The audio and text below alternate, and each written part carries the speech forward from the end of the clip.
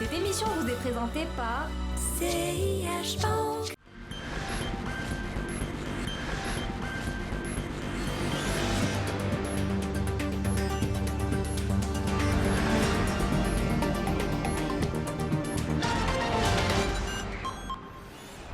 Bonjour à toutes et à tous et bienvenue sur Bourse News. Mon invité aujourd'hui est Wissam Belbouchi, président de Hob Africa Asset Management. Wissam, bonjour. Bonjour Adil. Vous nous avez rendu visite il y a quelques semaines. On avait passé en revue les bourses africaines. À l'époque, on était loin d'anticiper ce qui allait se passer aujourd'hui sur les marchés à travers le monde, le Maroc également.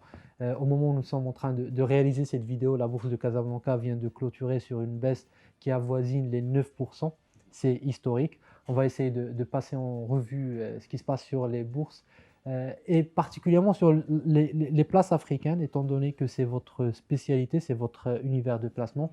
Et puis, on le sait jusqu'à présent, les chiffres qui sont donnés publics montrent que le continent africain est pour le moment le moins touché à travers le monde. On verra est-ce que, en termes d'investissement, ça évoque quelque chose pour les investisseurs. Alors, ma première question, Wissam, encore une fois, merci d'avoir accepté de répondre à nos questions dans ce contexte difficile. Ma première question, quel est votre commentaire de ce qui se passe aujourd'hui au Maroc et en Afrique ? Mon premier sentiment, c'est qu'on est dans une situation exceptionnelle. On traverse un moment où il y a beaucoup d'incertitudes, beaucoup de difficultés à prédire ce qui va se passer dans une semaine, 2 semaines, 1 mois, 2 mois, 3 mois. Donc c'est sûr que pour tous les opérateurs, quels qu'ils soient, que ce soit dans les marchés boursiers ou pour les entreprises ou même pour les personnes physiques, c'est difficile de se situer sur un horizon court terme. Ce que vous évoquiez en introduction sur effectivement les marchés boursiers qui sont dans le rouge. Alors, vous évoquiez le marché marocain. Alors, au 16 mars, la quasi-totalité des marchés africains sont dans le rouge, dans le sillage des bourses européennes, asiatiques, américaines, avec des baisses qui avoisinent à vendredi dernier les 23% pour l'Afrique du Sud, les 20% pour l'Égypte, 15% pour le Kenya. Donc on est sur des niveaux qui sont relativement importants depuis le début de l'année, même si on est encore relativement loin des baisses qu'on a pu observer sur les marchés plus matures.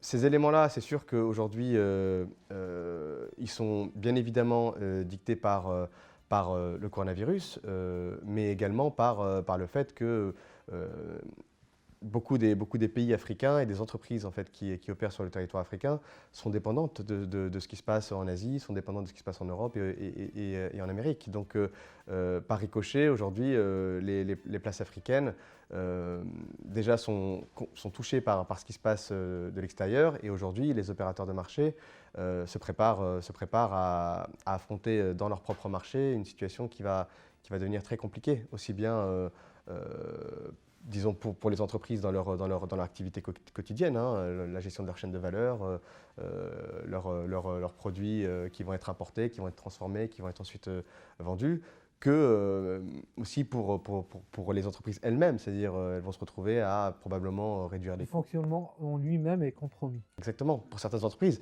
Maintenant, la vraie question, c'est de savoir si cette situation-là va être une situation qui va durer 2 semaines, 3 semaines, 1 mois, ou est-ce que c'est une situation qui va durer 2 mois ou plus, vous voyez ? Et c'est la durée qui va être un facteur important de différenciation dans la gestion de cette crise par les entreprises. Et cette différenciation, elle va à un moment donné se manifester par le fait que certaines entreprises avec des bilans relativement solides, de la trésorerie au bilan, vont être capables d'absorber le choc, et puis celles qui ont des bilans plus endettés vont avoir beaucoup plus de difficultés pour affronter la situation. Alors, on en parlera un peu plus en détail sur quel type d'entreprise auquel on peut s'intéresser maintenant, mais je voudrais avoir votre commentaire en tant que gestionnaire d'actifs professionnels quand on est face à une telle situation, comment on agit ? Est-ce qu'on cherche des opportunités à l'achat ? Est-ce qu'on panique, on a peur ? Qu'est-ce qui se passe quand vous êtes devant votre écran, vous voyez ça se passer ? L'idée, c'est d'essayer de garder son sang-froid. On est rémunéré pour faire ce métier-là. Donc, pour ma part, moi, c'est un métier que j'exerce depuis quasiment 15 ans. J'ai eu la chance ou la malchance de connaître la crise des subprimes en 2008. Donc j'ai déjà vécu des mouvements de panique au sein des marchés où l'émotion prend le dessus sur sur la raison. Nous, dans notre métier, disons que le principe de base, hein, c'est d'acheter quand ça baisse et de vendre quand ça monte. Et c'est vrai que la nature humaine est plutôt disons, poussée à acheter quand tout le monde achète et à vendre quand tout le monde vend. Et c'est vrai que si on a un horizon long terme, hein, ce que nous avons au sein d'Obafrica Asset Management, aujourd'hui, c'est une période où on est plus, en tout cas nous concernant, dans une situation d'achat que dans une situation de vente. Encore faut-il avoir la possibilité de le faire, parce que c'est sûr que les obligations réglementaires font que certains des fonds que nous gérons sont déjà investis à 95%, mais quand on a la possibilité de le faire, c'est sûr qu'on peut aussi faire des arbitrages pour vendre ce qui a relativement bien tenu et acheter ce qui a beaucoup baissé. Et bien entendu, dans notre quotidien, au-delà de cette activité de gérant, hein, nous, notre métier, c'est de rester proche des entreprises. Donc moi, mon quotidien aujourd'hui, c'est de passer du temps au téléphone avec les entreprises africaines et marocaines pour comprendre un petit peu comment elles appréhendent cette situation-là, comment elles y font face, comment elles s'y préparent, et ensuite à nous de faire nos choix qui, dans la durée, seront les bons ou les mauvais. Alors, est-ce qu'aujourd'hui, leur discours de ces entreprises est rassurant lorsque vous leur parlez? La plupart des entreprises à qui on a parlé pour le moment n'ont pas d'effet net en fait, de ce qui se passe actuellement. C'est-à-dire que pour l'instant, ça ne se manifeste pas encore ni dans l'activité opérationnelle, ni dans les chiffres. Mais par contre, elles ont la certitude que ça va très très vite arriver. Et c'est sûr que, encore une fois, certaines se préparent à éventuellement couper dans les coûts, à éventuellement licencier du personnel, à éventuellement fermer des sites s'il faut fermer des sites, et puis peut-être aussi à accélérer leur gestion du besoin en fonds de roulement, et donc à taper la porte des gens qui leur doivent de l'argent pour que les choses s'accélèrent un petit peu. Mais disons que pour l'instant, les échanges qu'on peut avoir avec les entreprises africaines sont des échanges où les dirigeants d'entreprise s'attendent au pire, donc ils se préparent au pire et essayent de se préparer pour que cette crise se passe dans les meilleures conditions pour l'ensemble des salariés de l'entreprise et pour l'ensemble des opérateurs qui travaillent avec ces entreprises-là.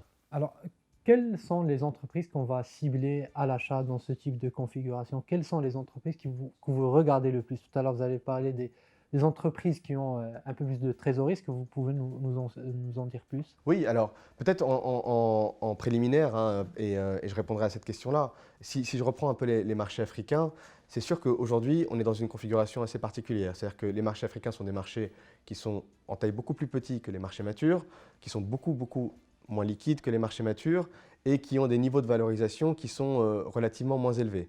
Donc c'est sûr que quand les gens décident de vendre, sur les marchés africains, on part de moins haut. Donc a priori, à un moment donné, il va y avoir un support qui va être un support alors, psychologique, de valorisation, qui fera que certains opérateurs vont se dire je ne peux plus vendre un titre qui m'apporte, je ne sais pas moi, 15%, 20%, 25% de rendement sur le dividende. Ça, c'est le premier élément. Le deuxième élément, toujours sur les marchés africains, et ça, ce sera peut-être un élément qu'on validera ou on invalidera par la suite, c'est que la population africaine est une population jeune. Alors, on en avait discuté lors de mon dernier passage, mais en moyenne, une personne sur deux en Afrique a moins de 20 ans. Alors, jusqu'à présent, on constate que ce coronavirus semble affecter un peu moins les personnes qui ont un âge assez jeune. Hein. Donc, peut-être qu'on verra d'ici quelques semaines, d'ici quelques mois, que ce coronavirus affecte moins les pays africains. Voilà, mais ça, à ce stade, c'est très difficile de le dire. Et enfin, ce que je disais tout à l'heure, c'est que les niveaux de valorisation des marchés africains, aujourd'hui, sont relativement faibles. Si vous regardez des marchés comme le Ghana, la Côte d'Ivoire, la Tunisie, tous ces marchés-là, déjà en début d'année, avaient des multiples de price-earning ratio qui étaient très faibles, qui offraient des rendements sur dividendes qui étaient relativement élevés. Et donc, tous ces éléments-là font que, même si à un moment donné il peut y avoir capitulation, ce qu'on peut observer aujourd'hui sur certains marchés et sur beaucoup des marchés matures, cette capitulation-là, peut-être qu'elle sera moins forte ou moins prononcée que dans des marchés où on a des sociétés qui se payent à 30 fois, 40 fois les résultats. Donc pour vous, les investisseurs, malgré ce climat de panique, continuent à regarder les valorisations? J'espère en tout cas, ou je pense, en tout cas nous concernant, on continue de regarder les valorisations et on continue d'être proche des entreprises pour comprendre dans quelle mesure elles elles vont faire face à cette situation-là. Voilà.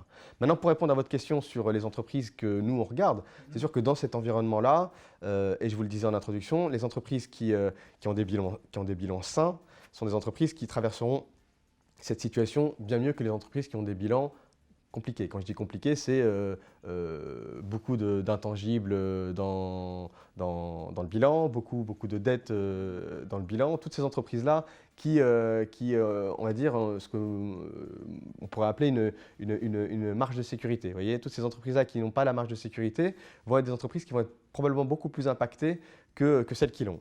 Ensuite, c'est sûr que dans cet environnement-là, c'est bien d'être capable d'investir dans des entreprises qui ont une forme de croissance autonome, c'est-à-dire que des entreprises qui ne sont pas forcément dépendantes de beaucoup de facteurs exogènes.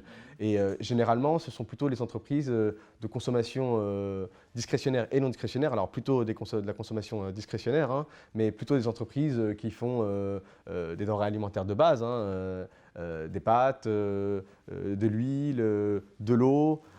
Et puis peut-être aussi des distributeurs, puisque finalement, si la chaîne de valeur n'est pas interrompue, bah, les distributeurs pourront continuer d'approvisionner leurs rayons et les gens pourront continuer d'acheter. Et donc, pour les quelques auditeurs, parce qu'il y en a beaucoup qui sont marocains et qui suivent votre site, c'est sûr que des entreprises comme Daré Kouspat, Toulmes, Cosumar, Le Sieur, la Belle-Vie, toutes ces entreprises-là sont probablement plus immunes à ce qui est en train de se passer que d'autres. Et puis, au-delà de la consommation, on a d'autres entreprises et qui rentrent aussi un petit peu dans la case bilan de qualité. Si vous regardez des entreprises comme HPS, par exemple, même si, la situation devient très, très compliquée, bah, il restera des paiements qui se feront et des opérateurs qui continueront d'utiliser les logiciels de ce genre d'entreprise à travers le monde. Donc, il faut bien, je pense, distinguer les entreprises qui je ne dis pas vont bénéficier de la situation actuelle, mais qui probablement Vont rebondir plus vite. oui, ou en tout cas ont un matelas ou une marge de sécurité plus importante que d'autres, et certaines autres entreprises qui malheureusement vont se retrouver, parce que, disons, tout s'arrête, vont se retrouver dans une situation un peu plus complexe. Alors, sur les devises, on n'en a pas parlé. Comment elles se sont comportées depuis le début de cette crise? La plupart des devises africaines ont relativement bien tenu. Alors, mis à part de mémoire le rand sud-africain qui est peut-être en baisse de 15 ou 16% depuis le début de l'année, la plupart des devises africaines, en tout cas par rapport à l'euro, se sont relativement bien comportées. Bon, pour combien de temps, ça je ne sais pas, mais disons que ça c'est un élément plutôt positif qui montre qu'après plusieurs années où les devises africaines ont dévissé par rapport à l'euro, aujourd'hui ça tient relativement bien. Alors justement, selon vous, et c'est ma dernière question, qu'est-ce qu'il faut attendre des banques centrales africaines? Je pense que les banques centrales africaines ont pour le moment la capacité, en tout cas, de relancer l'économie si elle peut être relancée. Alors, il y a plusieurs outils, hein. Vous voyez, aujourd'hui, la Fed a annoncé le passage au taux zéro. Alors, en Afrique, on est encore loin, hein. Donc, il y a des marchés où les taux sont largement supérieurs à 10%. Et c'est sûr qu'il y a un petit coup d'accélérateur qui est possible sur ce levier-là. C'est-à-dire que si à un moment donné, l'inflation baisse de manière significative, parce que la consommation baisse de manière significative, et que les banques centrales peuvent utiliser ce levier-là pour relancer la consommation, c'est sûr qu'elles peuvent le faire. Donc je pense que dans la plupart des marchés africains, il y a aujourd'hui encore de la marge de manœuvre pour utiliser des cartouches que les pays matures ont d'ores et déjà utilisées. Très bien. Wissam Barbouchi, merci beaucoup pour vos réponses. Je rappelle que vous êtes Merci à le vous. président d'Obafrica Asset Management, donc un fonds spécialisé sur les places africaines. Merci. Voilà, mesdames, messieurs, pour ce tour d'horizon. Il ne me reste plus qu'à vous souhaiter une excellente semaine en espérant vous retrouver en bonne santé, c'est plus important, n'est-ce pas, la semaine prochaine. À bientôt.